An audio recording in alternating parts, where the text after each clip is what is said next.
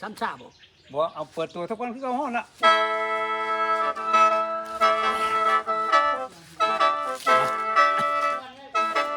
บ่มันคือแบบคือลำเดินคือลำโอคือของเก่านั่นล่ะอย่าปากเฮ้ยอย่าปากไทยๆนั่นอยู่ขอฝากเสียงสำเนียงตาลพี่น้องเก่าชาวอีสานดนใช่หน่อยผู้ร้องสองโอ้ยลูกบ้านป้าคาดุงส่งเสียงมาฝากเจ้าศรัทธาเท่าให้ซอยเชียร์แล้วขอให้ความเอื้อเฟื้อเพื่อแผ่เมตตาจิตญาติกามวลมิตรให้เจอจับน้ำปายไก่บ่ไก่คงจำได้คนผู้ไทยลูกน้ำกำบ้านอยู่โน่นชาติคำเป็นหมอลำอยู่ขายขันน้ำปายบ่เปลี่ยนแปลงบ่แพงพันโอ้นอเด้อแฟนเด้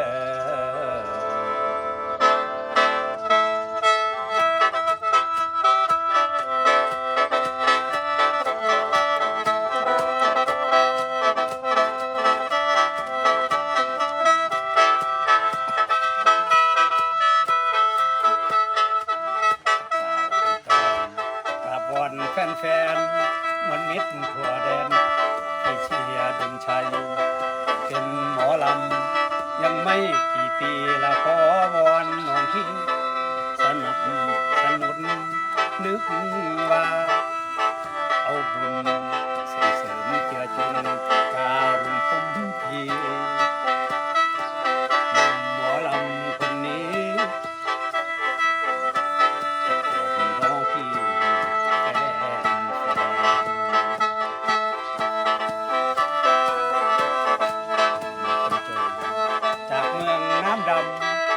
เป็นหมอลำก็คำสุดแสบยังขาดเป็นเคียงคู่ควงแฟนทั้งปวงจงเห็นใจขอเป็นน้องใหม่อยู่ในดวงใจของแฟนถึงลำบากสุดแสนแฟนด้วยความเก่งใจ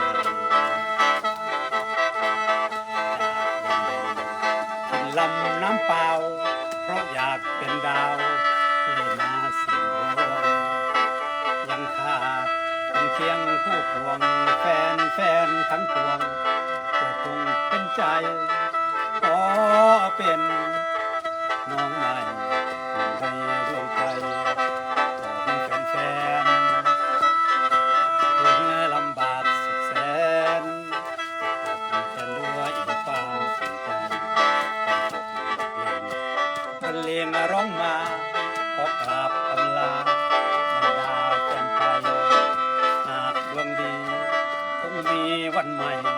ดวงชัยคงได้กล่อมใจแฟนขอให้หายโศกให้หายจากโลกเศร้าสะพรแทนขอให้สุขเหลือแสนทุกทั่วแดนหน้าแฟนดวงชัยมีเสียงร้อง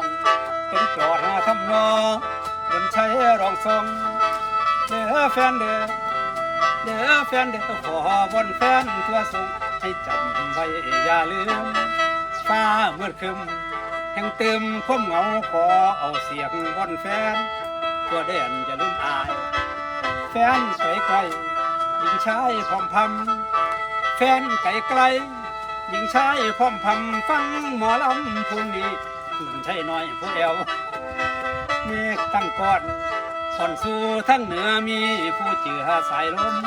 ส่วนผมได้นอนเอายามเหงาขอเป็นเพื่อนคอยปลอบถ้าแฟนไม่ชอบก็จงอภัยจงเชื่อช่วยเชียร์กันไป